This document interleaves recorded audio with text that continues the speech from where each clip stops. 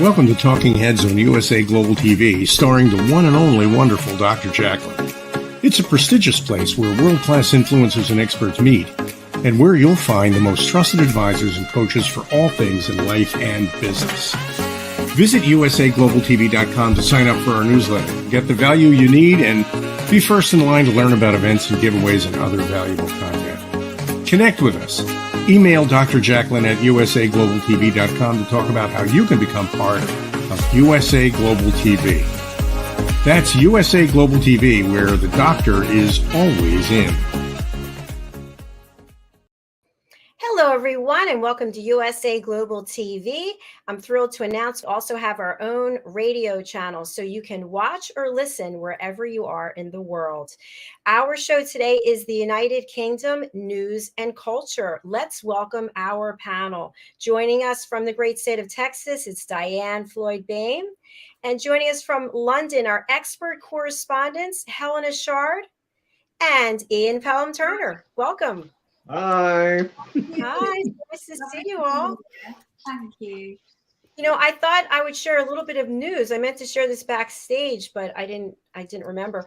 I have a trip that is going to be planned to London the second week of November.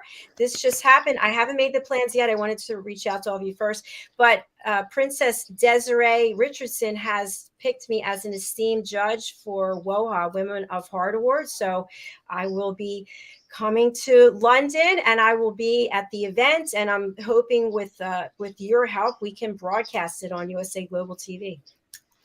Absolutely right. And I'm a gentleman of WOEHM Awards. I know you are. So you'll be there, I'm sure. Myself and Diane hopefully will be by then as well. Yay! I'm serious. I'm so excited to have this opportunity and to be able to come over there and meet you in person and so many of the wonderful people you've introduced us to through our shows together. So thank you. Thank you. I look forward to that, JACALYN. That's great. I do too. Absolutely. At long last, we can see you in the flesh. So yes. It'll be like, oh, we really do exist in person. That's really neat. We'll make some plans as well. Definitely. So tell us, Helena, what's been going on? There's so much going on.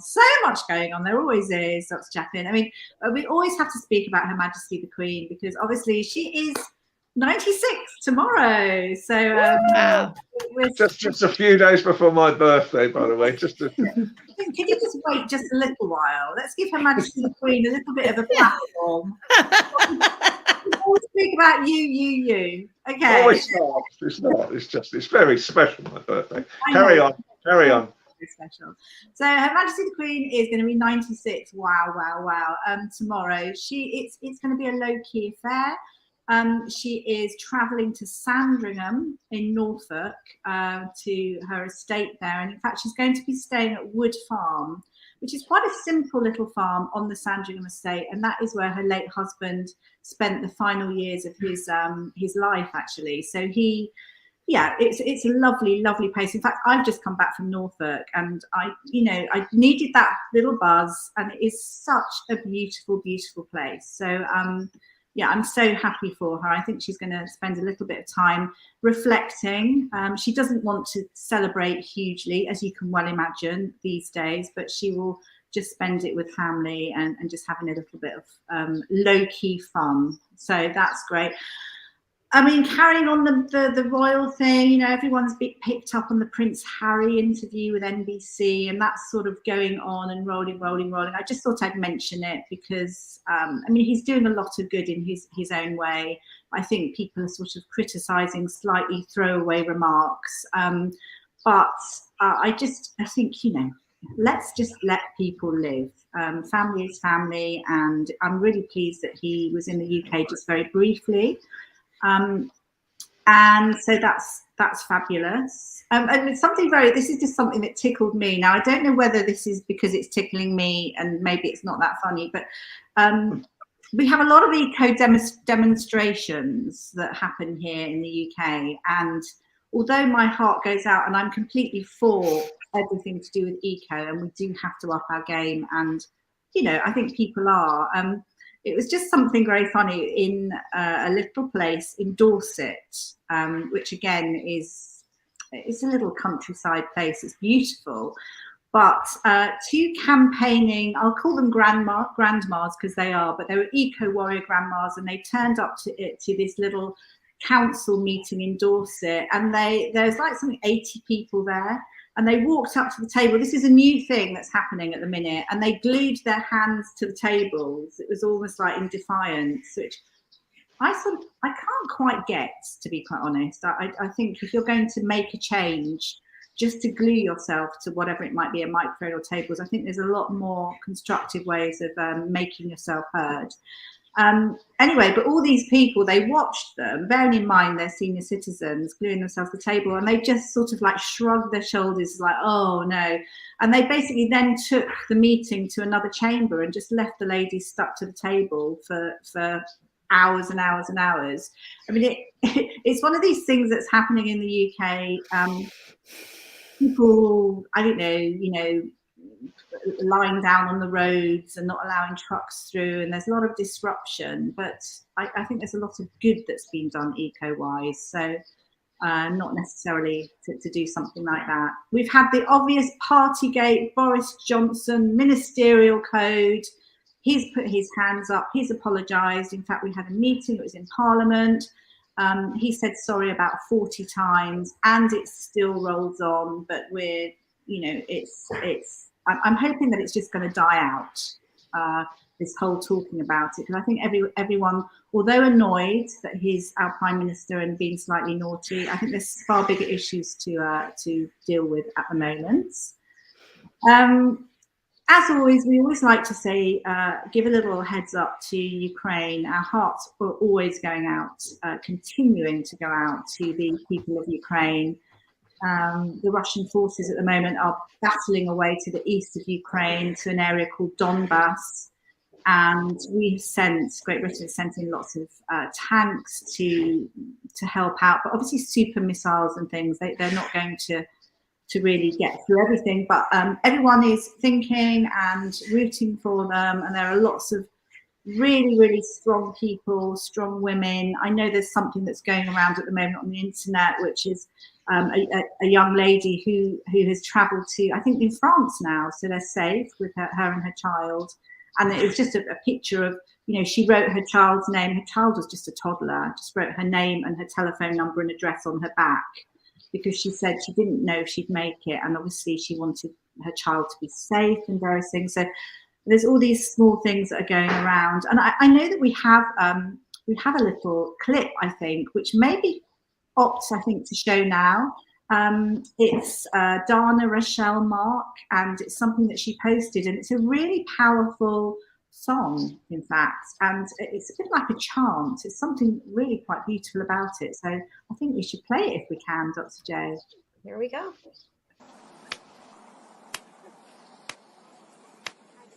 Ой, червона калина похилилася,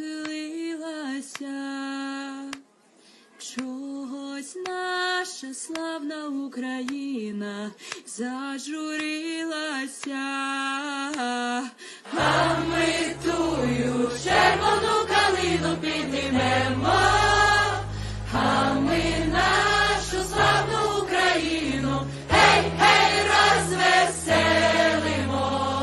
Ой, у лузі червона калина похилилася, чогось наша славна Україна зажурилася, а ми тую червону калину піднімемо, а ми нашу славну Україну, гей, гей, розвеселимо.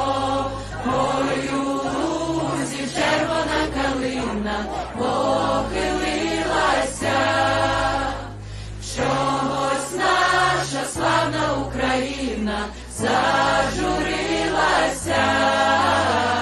а ми тую червону калину піднімемо, а ми нашу славну Україну, гей, гей, розвеселимо.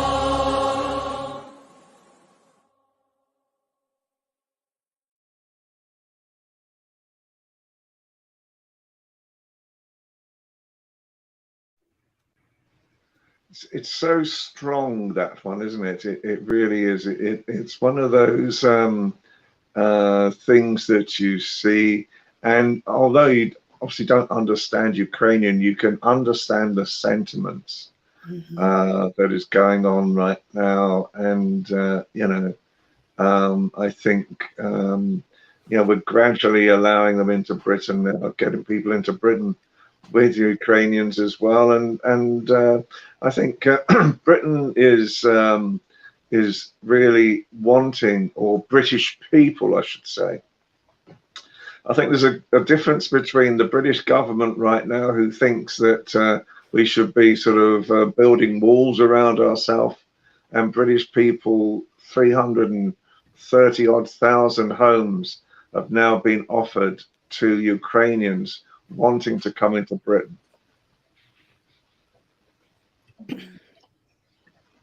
Every time I listen to that, I've heard it a few times now, and it always moves me. It's just some strength, the power that comes through it it's really quite special. And as you say, I don't know the words at all, but you don't need to know. It's that same thing that music's a language. It doesn't really matter. Everyone can listen and be moved and understand. It's, yeah, I absolutely love it. And you're right. We hope to invite more refugees into the country, but we'll see what happens. We shall see what happens.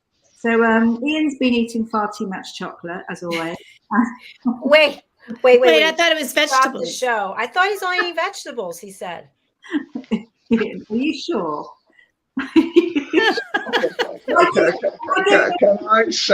Can I say something? Once we finished our show yesterday, who dived into the sandwiches? Who dived into the lemon drizzle cake? Now the thing is that Ian made the order. I did actually partake in that food, which was absolutely quite delicious. But I didn't see you with abstaining. You were absolutely on there and telling me how he's getting fit and trim after his lots of eating chocolate over Easter. Well, I must admit, I must admit, I did one good thing. A few good things this Easter. But one of them was that my friend Anfisa, who is Ukrainian, who's going through all sorts of troubles in her life, trying to get her family out and the whole thing, I bought her a chocolate Easter egg. And that for me, and then we were able to meet on Easter Sunday as well. And by the end of it, at least that she was smiling again. And that for me, I think was the best Easter present I could give anyone. Oh, beautiful. That is beautiful. You see, there you were saying you were just eating vegetables, and you've just been talking. No, I wasn't eating chocolate. No, I gave my chocolate away. I gave my Easter egg. No, I actually bought an Easter egg purely for her, to be quite honest, because I just thought, do you know what? I think people like ourselves need to be talking about this situation as much as possible right now, you know, because I feel personally, so what can you do? How on earth can you affect, you know, some positive aspects to this? How can you change this? And so I honestly feel so inadequate.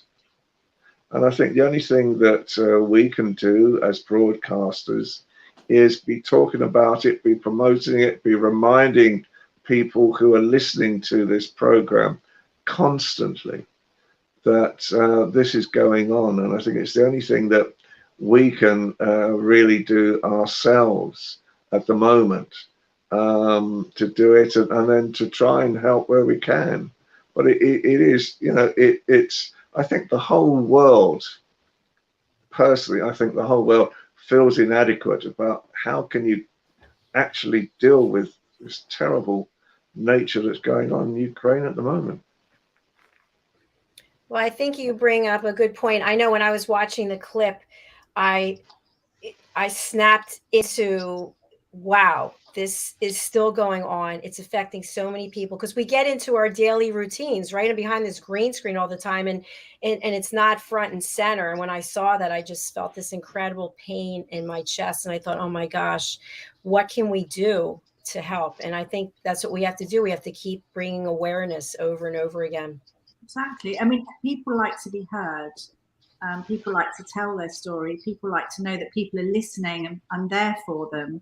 And that's why it's just so important. It can be just a small thing, can't it? It can just be just showing your love. So you can't help 100% politically. You can't do anything that's too extreme. But the best thing is for the everyday person there to know that people care. And that's so important, and we all do, which is great, and we keep talking, which is fabulous. And I think it's also important that we are mindful of our own mental health. I know here in the States, there are so many shootings going on. It's unbelievable. It's like you don't even want to watch network news because it's always people are just not right. They're just people are going through a lot all over the world, and by not looking within and connecting and self-love and self-care and helping other people, it's turning into violence, and people are just suppressing their feelings. You're right. And I think here in the UK as well, I mean, I sense it, definitely. Even certain neighbours, there's certain things that haven't been there before. There are lots of pressures, and it's amazing how people, and it's something I've noticed without mentioning any names, like there's certain people that are on their own and they're battling things, and you can definitely see when people are consuming all this and overthinking.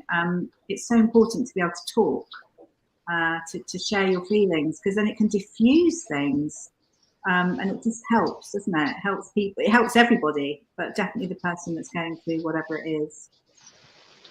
Definitely. And I think it's important right now. Helen and I, along with a lot of other people, we're looking at a new kindness project.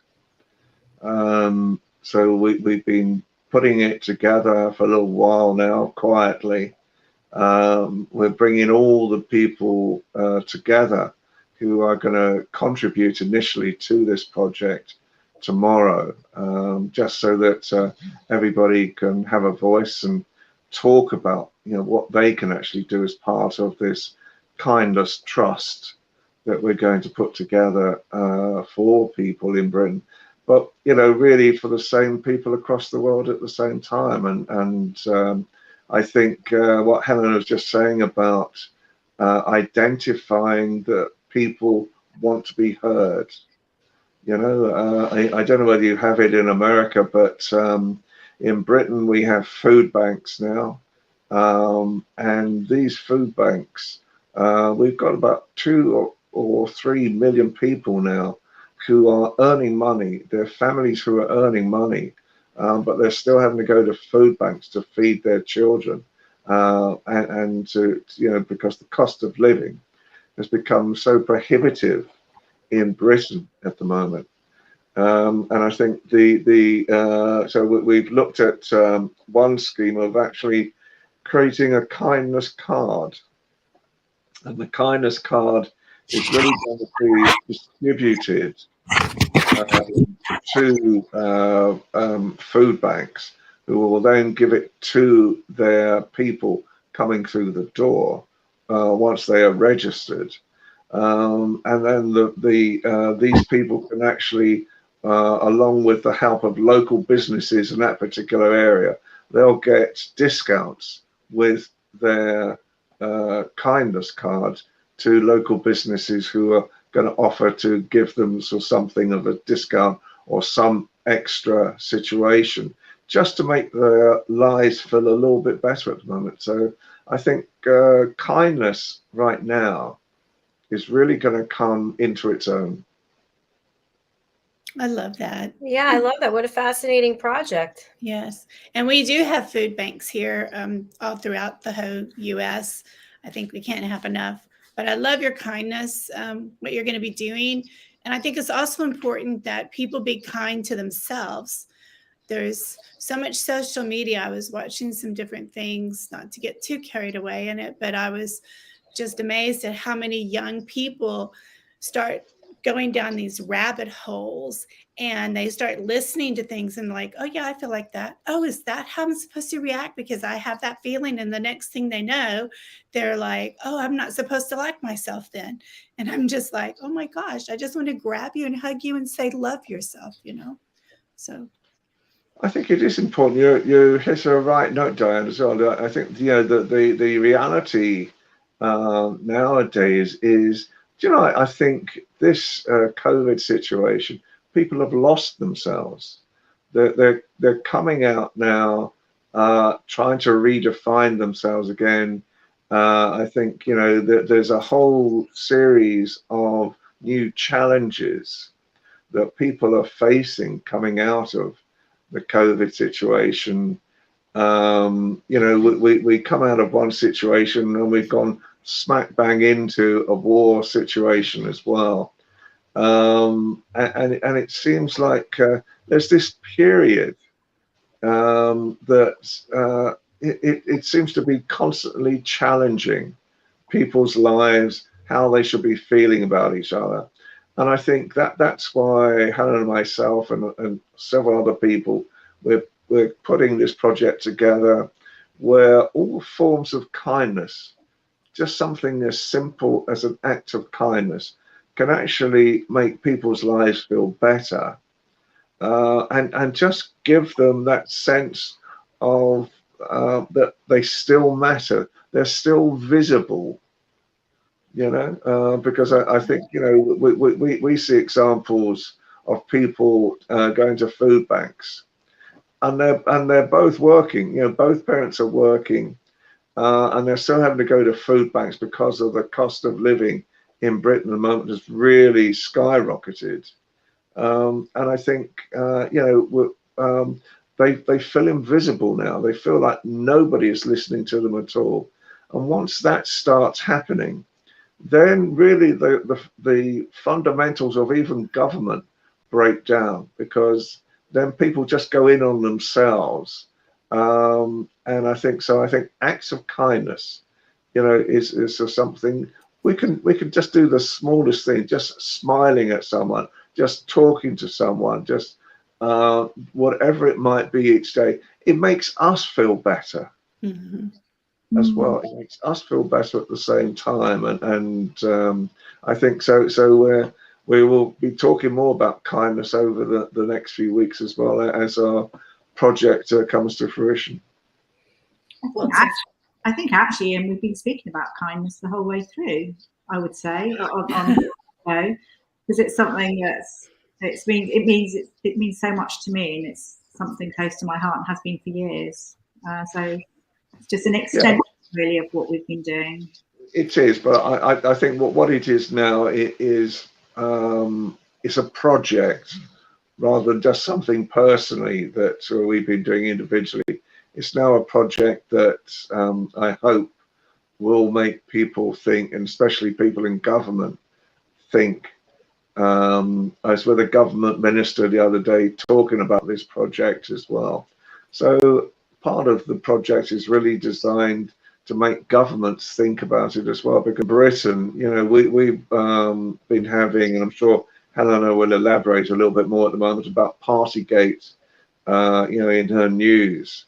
But it's making people feel in Britain that the government can do one thing, having parties during lockdown that no one else was allowed to do. And everybody else was getting fined or punished for it. So I know Helena probably want to talk a little bit more about Partygate. I sort of touched on it at the beginning with Boris Johnson sort of apologising about 40 times for everything, and being, held to ransom about his silliness. But I personally, I don't agree with it. Personally, yes, I think he's lied. I've always said years and years and years, politics is a game. That's how I feel. It's not something I specialise in for that reason. And he has done wrong. Yes, he should be accountable. But, for years and years and years, politics rolls on. there's no way that he's going to be ousted. The only way he'll be ousted is if the rest of the party feels that they no longer have a job, or, you know, they will keep him going as long as they know they've got their jobs. And it's a very fickle world when it comes to politics. But I think one thing that I would like to mention, and I know that Dr. JACALYN, you mentioned this, I think, the other week, and this is to do with digital, so it's sort of carrying on in a similar vein, but there's a new virtual reality digital immersive experience called Metaverse. I don't know whether JACALYN's discussed it on another show, but it's a new thing that's coming to the UK. And goodness me, it shocked me. And I heard this through a fellow broadcaster, Carol Vorderman, who's really quite famous here, lovely lady. And she's, for 20 years plus, has always been advocating for online child safety. And now, never before, we need certain government bills really to be passed, because it's too easy, whether it's the big, you know, Facebook or whatever it is, and you know, the world's getting more techy, more clever, and this metaverse, I mean, it's without knowing exactly what it does. I mean, obviously you wear those goggles, that's one of the things, but you it's trying to sum it up. Basically, your brain convinces you that the setting that you're in is real. So you could be absolutely anywhere.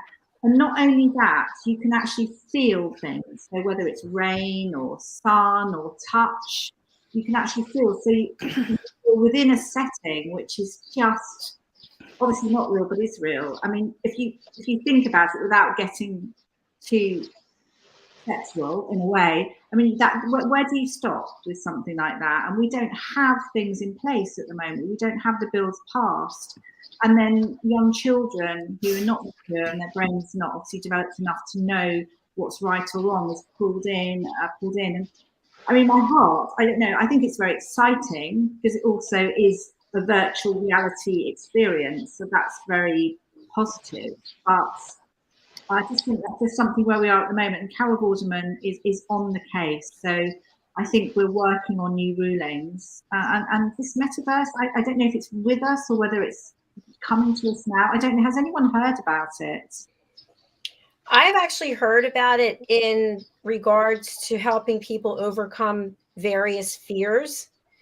So you have an augmented reality that you're in the setting of whatever it is that you're afraid of. So I don't want to put it out there because I don't want any snakes coming to see me anytime soon. But and actually, I don't know if I want to be in a virtual reality with a bunch of snakes anyway. But I have heard it used to help people overcome fear in that regard. It absolutely does. And I think that's in its simplicity sort of state. And it's sort of what we can understand in a way. I think when it comes to these like experiences where you're actually wearing clothing that allows you to feel different sensations that aren't real, that's slightly weird. To me, that's slightly weird. And I just do hope we need these laws passed because I can see things going slightly wrong. But at the same time, it's, you know, it's exciting as well. I find it amazing how our world just is gradually. Years ago, I used to be, as if, you know, flying to the moon or whatever it might be. And then we see these things developing, and it's like, wow. And some of these things are so normal to the younger generation, and you just think, goodness me. But I know, we also got, we have something, a lovely video, I think, for a charity called Sense, SENSE. And I think in a way this follows in to the video we've got. And this is for people with complex disabilities, who are deaf, who are blind. And I think really it helps people fulfill their ambitions, their dreams, and live in society really well. So I think it's a lovely one to show, following on from what we've been talking about. Let's take a look.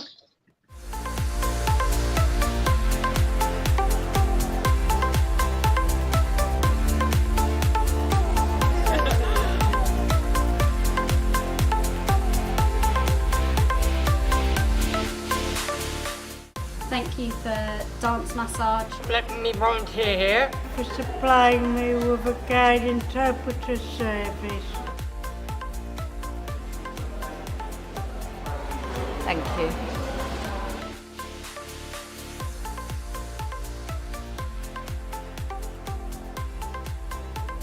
Thank you. Thank you for a safe space to play. Thank you. Thank you for making Sense Holidays possible. Thank you for the support from Matthew and his siblings. Thank you. Thank you.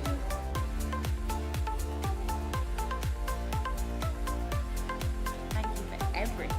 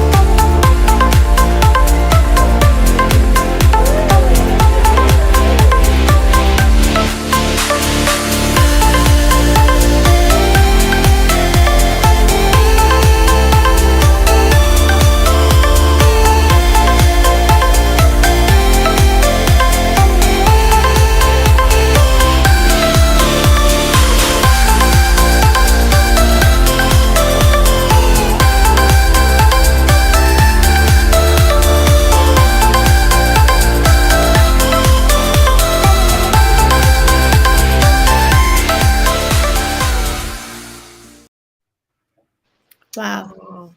It's lovely. And it's such a wonderful charity. I worked with Sense when I was a print journalist as well, and I always remember this wonderful story. I was telling Helen the other day about it as well, where there was this 5-year-old girl that Sense had put up as the type of child they were trying to help. And the girl was losing her eyesight rapidly, and I think she'd virtually lost her hearing as well already. So Sense is really deaf-blind people. It is the, was really their main focus.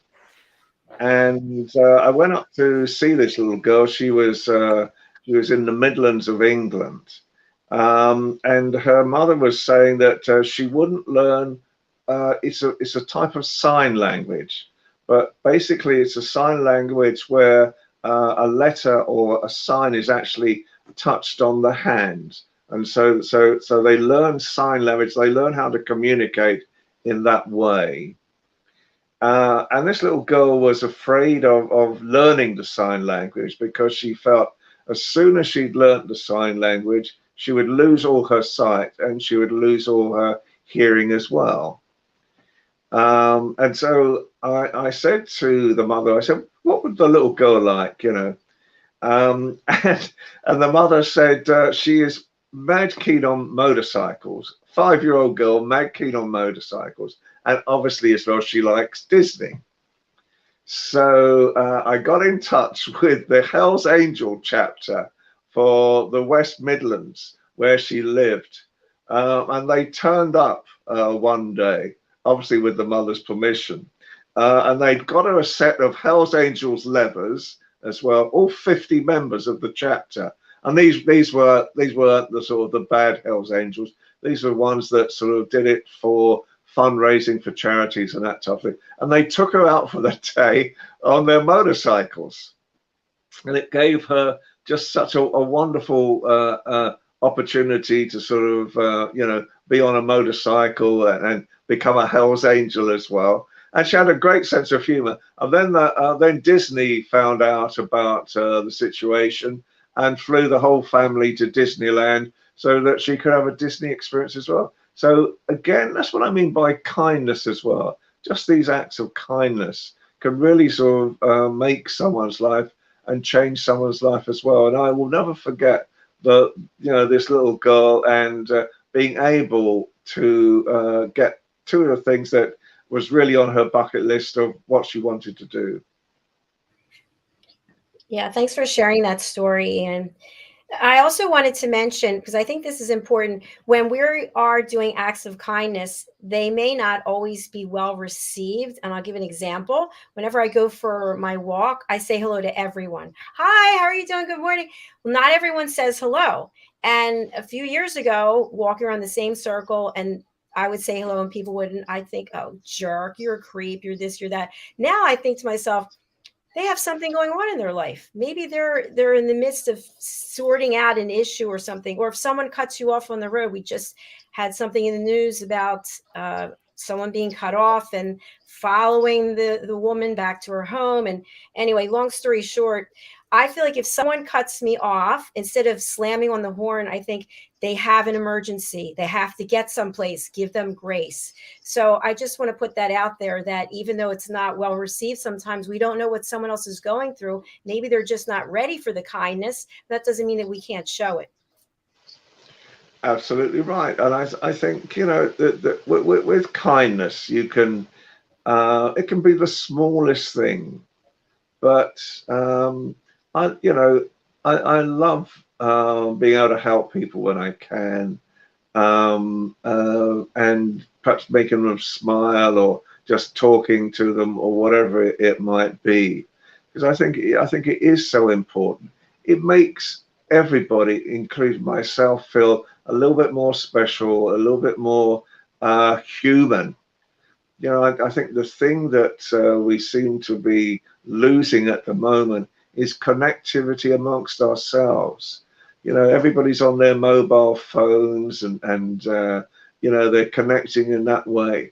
And I think we're starting to lose, I suppose, our herd instinct of being together and being able to connect together and just enjoying being able to come together as well. I agree.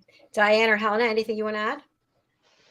I agree to a point, but I'm going to give a positive here, because I today have been overseeing some, without going into it too much, some works that needed doing, and I'd run out of parking permits for people, because where I am, there's an area where we need parking permits, and I've got a WhatsApp group, and I think I've discussed it before, but I've got a few WhatsApp groups, and this particular one's the local area.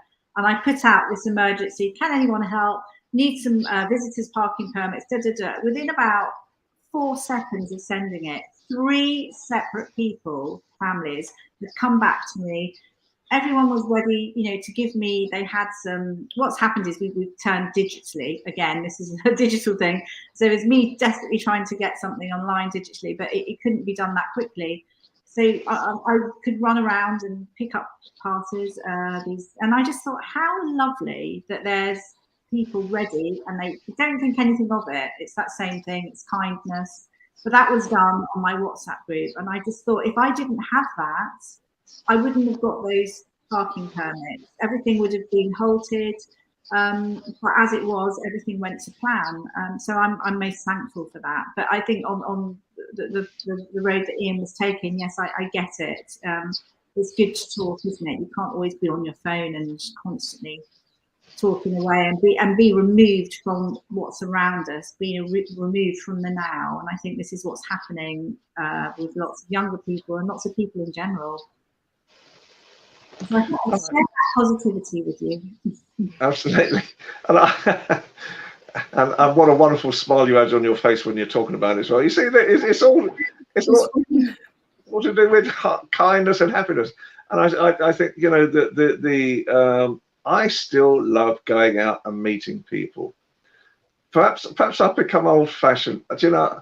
I think you know, tomorrow we're meeting people. We're going to have a meeting of minds with people who are interested in this kindness project, and we're just going to be sat around a table. Perhaps I'm old-fashioned, I don't know, but I just love that feeling of being able to converse, you know, in front of people as well at the same time. And I think it's I don't know whether we are losing our sense of conversation, but yeah, but on a one-to-one basis. And I mean, it's great to have things like this. Don't get me wrong. You know, this whole I mean, just to think that, you know, when I look back at my younger self, and I think I said to you before, I remember I was about 6 or 7 years old. We just got a television set in our house, and Telstar, which was the first ever satellite that could send a signal from Washington to the TV studios in London. And I was allowed to sit up. It was about 9 o'clock at night, and I was allowed to sit up just to watch this historic signal coming from Washington, with one of our very famous presenters who was in Washington, and we were watching it live on screen in where I was living in Kent at the time, or my home. So communication is great, and I love all forms of communication, but I suppose I just old-fashioned enough. I just want to meet the people as well, you know, face to face, shake their hand, give them a hug, whatever is allowed in this modern day, you know, society that we have right now. Because I think, you know, for me, it brings that extra value. I think, yeah, go ahead. So I was just about to say, I think having the balance is good, isn't it? So you have a bit of everything, and then that's sort of like really quite rounded. Yeah, I have to say, as you know, I spend all of my time here, so I'm not actually interacting with people except when I go to work out. But I'm very excited when I will be going to Philadelphia in June for the Crohn's Colitis Foundation, and we have this walk. We're going to be broadcasting. I'm so excited to meet people in person, and as you're saying, Ian, shake their hands, give them a hug. Just, yes, there is something about being in person as well. So I think it's a balance. I'm on the other side, so I got to get towards the middle. And I'm just going to throw two things in there. One, I do worry about the communication, especially I'm in with schools a lot, and young children. We're discovering, meaning the teachers and I, how they've been so plugged in their whole life, and they're only 6 years old, and they're scared of their imagination. They're like, my brain's thinking something I don't understand. I need music so it'll go away. And I'm just like, so we have to do things to help them calm down and fall in love with the inspiration that's coming to them. And the other thing I worry about is Helena, you brought up virtual reality, and my daughter helps teach that at the university she's at. And so she had me try on some of these clothes and have this experience. And I just thought, oh my gosh, it's so amazing. And then she's like, so Mom, you know what I'd really like to do? I'd like to film you so that when you're dead, we can have in your tombstone come up. And then, you know, all your great, great grandkids, you could share wisdom. And I'm like, no, I don't think so. I'm just like, interesting idea, though. But I'm just like, oh my gosh, but communication. I want to be with people. My son says, you know, Mom, you could order all your things and have them delivered online. And I'm like, yeah, but I don't get to say hi to the checker and say, have a blessed day, or how are you doing today? Or what if I want to slip a little tip to the sacker because I just know in my heart something tells me he needs a little extra money. I'm like, you can't take that away from me. I love that. Do you know, that reminds me, totally different story, but a very quick story. Years ago, I was working with a very famous actor in Britain. And he was doing a play, and in the play he was the caretaker in an area of, you know, tombstones, the whole bit, you know. So I said to him, look, there's a local area, you know, full of the tombstones. And could I take them to him? Could I take him there so we could do this really interesting photograph? He agreed. And so he came in, and so we went out to the local one, and he sat down on one of the graves themselves as well. And we positioned him so that you know, we could do this great photograph. And all of a sudden, and I'm about 20 feet away from him, setting up the camera, and all of a sudden he falls backwards over the back of this grave, and he's clutching his heart. And I think, oh my God, he's had a heart attack. He's had a heart attack during the middle of this. And then he comes over to me and he says, "Don't ever do this to me again." And I said, "What happened?" And he said, "I sat down, and as I sat down, this voice said, 'Hello, George, how you doing?'" and there was a drunk who'd fallen asleep behind the tombstone and recognized this actor, and then without sort of revealing himself, had sort of said, "Hi, George, how you doing?" So,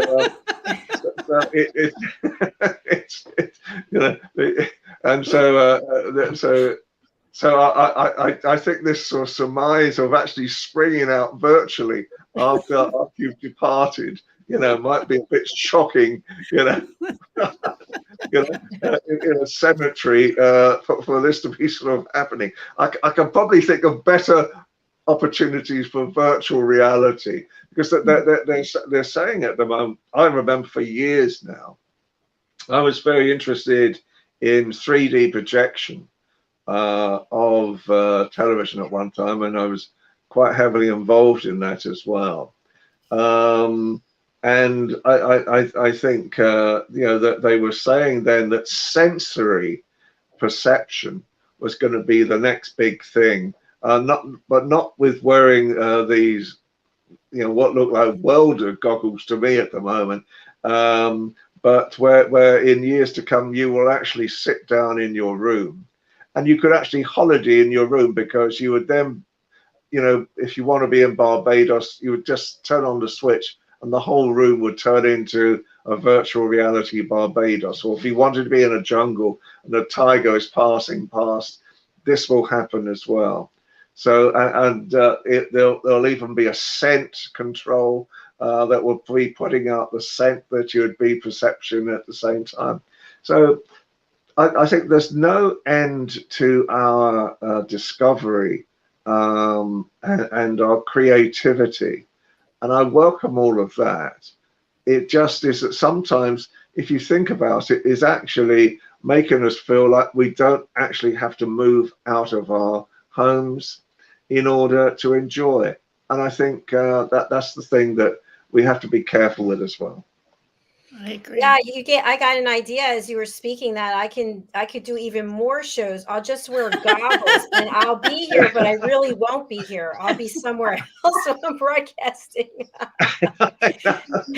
No, but you're right, because that, if we can have everything and do it virtually, we might get a little complacent, a little lazy, and not take the initiative to go out into the world. So I think we have to keep getting together in person and giving those hugs. A virtual hug is not the same, right?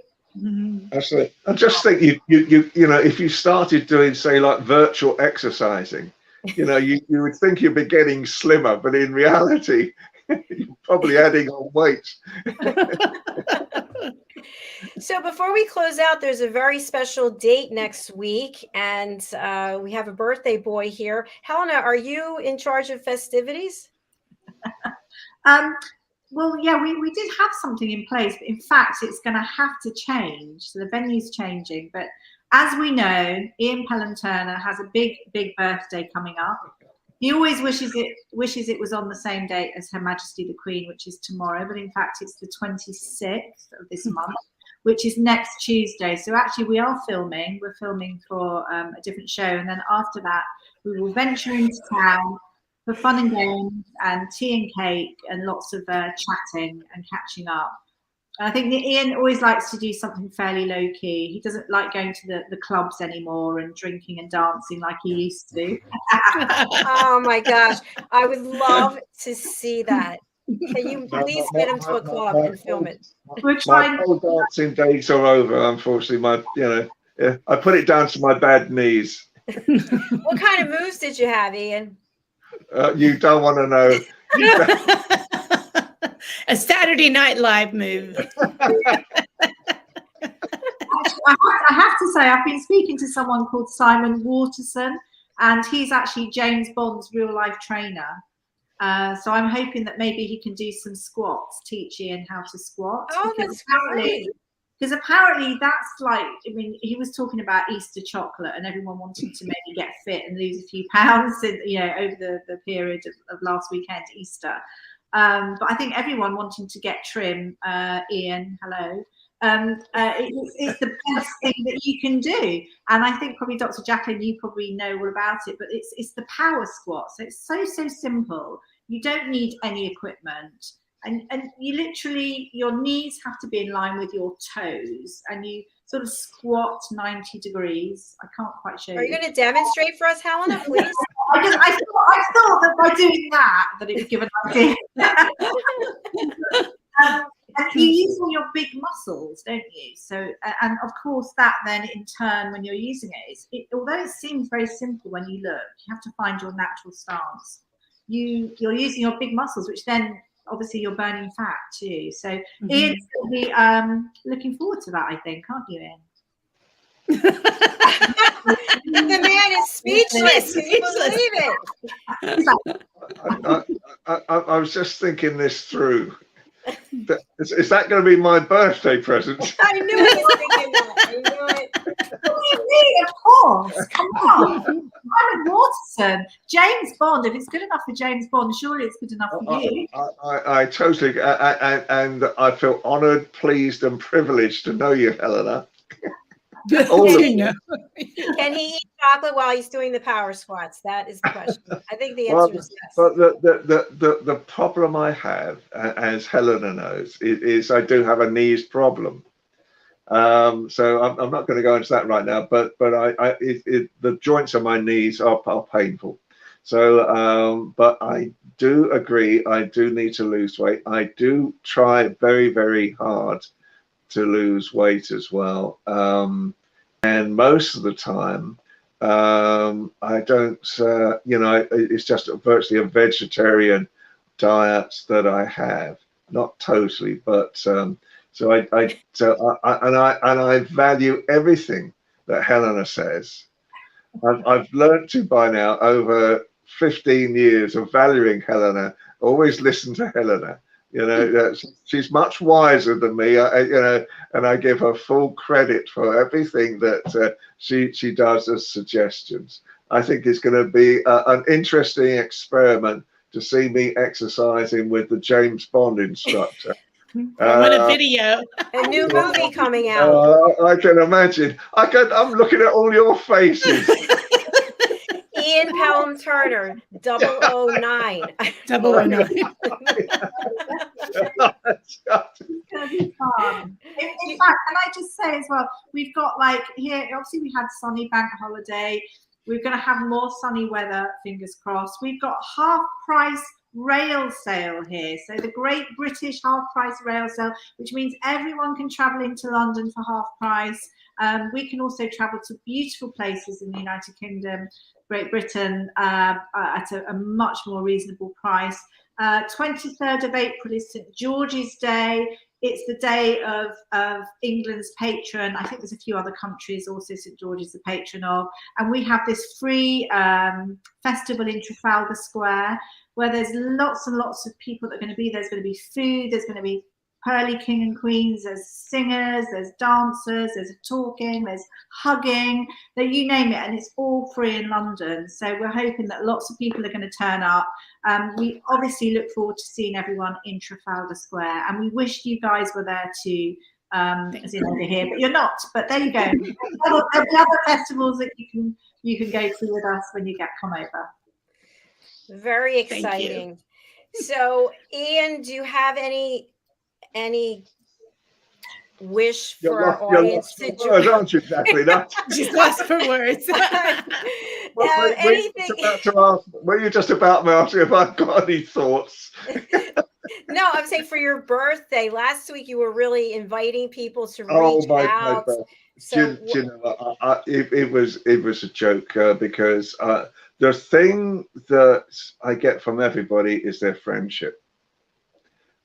That's my birthday present, it is feeling that people are out there, people want to talk, And that's my birthday present more than anything. That's what means the world to me, you know, is all of that. That's not to say that if they want to send a gift. What address should I start typing up and sharing? Don't. I mean, I had to sort of smile because our friend Simon, not here today, but we might have got him a gig in Monaco as well, and he sent me back this note to say, I suppose I'm going to have to send you some smoked salmon now. whiskey. Whiskey. Oh lordy. So I think no. The reality is, for me, you know, just to be able to connect people together. I love shows like this because this really does work. You know, I know how hard you've worked, you know, to actually create what you've created right now. I think you're a magnificent lady, such a brave lady. It's taken a lot of courage for you to do what you've done.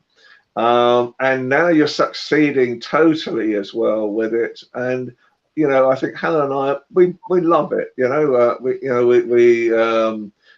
we plan our week around yourself so that, you know, we've got some sort of interesting things happening as well. And so you are our 365 days a year birthday present. That's the reality. Oh, you're making me cry. That's so sweet. That's so nice. That's so nice. Thank you. Thank you very much. It's been Well, I don't know what to say. I really appreciate both of you, and Diane, you know how much I appreciate you. The three of you have been such great mentors and coaches and friends throughout this whole thing. And I shared with Diane recently, we've had a couple of Emmy nominated, Emmy winning Hollywood producers, directors. They've been on our platform. They're like, you really have something. And just to know that people continuously come back to the platform. How can I get involved? What can I do? And so I shared at our team meeting yesterday my vision for where this is going to go, which I'll share with you guys off the air. But it's a big dream that is going to become a reality. So thank you for all being part of it. Yay! I just need more money. Everything costs money, you know, so, but it will come. Just in closing, I just had a thought. I'm so excited about y'all's act of kindness. I can't wait to hear more about it. And earlier we did a presentation and I talked about that song. Do you know the Coca-Cola song? I like to teach the world to sing. Yeah. You could do like, I like to teach the world to sing a little bit more kindness. Yeah, no. You know, to kind of take that and put your own words with it because you just feel so good. Yeah. I think that, you know, the reality is that we want to share this concept across the world anyway, because it's just the very basics of a kindness card. It is such a simple thing to actually implement, you know, but it could mean so much to so many people who just feel failures right now. And if people feel like they failed in their lives, there's mental health problems then, but also this whole world needs to actually have methods of rebounding back from what's happening right now and feeling much more confident and powerful about what they can do rather than what they can't do at the moment. So I think, and this show, you know, as I say, you know, what you're doing is fabulous. You know, all of you, you know, you've all got your own really great ventures. I know how all of you are so kind as well, and that's really, you know, we have a laugh and we joke, and I think the reality is, but you know, when it comes to birthdays, the biggest thing for a birthday is to know that people care. That's so and true. all three of you care. As do you. And we have a great team here. I'm really grateful. We have 3 teams of people, and everybody just leads with their heart. That's what brings us all together. And I'm always promoting collaborations. I love when I hear that somebody reached out to somebody. And so I hope we can keep that going and let people know that that's what we're about here.